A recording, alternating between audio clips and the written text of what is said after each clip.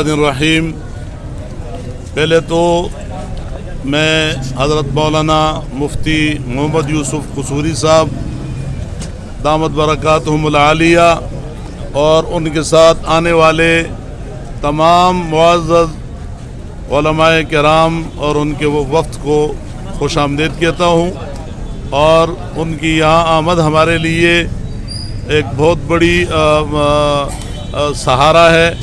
اور وہ یہاں تشریف لائے۔ انشاءاللہ ہم ایک ہیں اور یہ سفر ہم سب کا ہے، اور اسی طرح اب بات شروع ہے کہ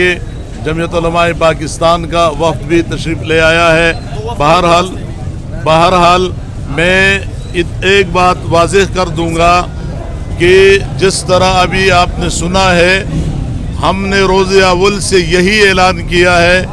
کہ یہاں پر مسجد کے علاوہ کوئی دوسری چیز ہمیں نہیں چاہیے۔ یہاں کے عوام کا بھی ایک ہی مطالبہ ہے کہ ہمیں پارک نہیں، مسجد چاہیے، اور اس مسجد کو جس طرح ہماری اپیل ہے، مطالبہ ہے کہ سپریم کورٹ اپنے فیصلے پر نظر ثانی کرے، بصورت دیگر کوئی بھی شخص مسجد کی طرف آگے آئے تو انشاءاللہ وہ کامیاب نہیں ہوں گے، اور ہم اپنی جانیں تو دے سکتے ہیں، مسجد کو کسی طور پہ بھی گرانے نہیں دیں گے۔ السلام علیکم ورحمۃ اللہ وبرکاتہ۔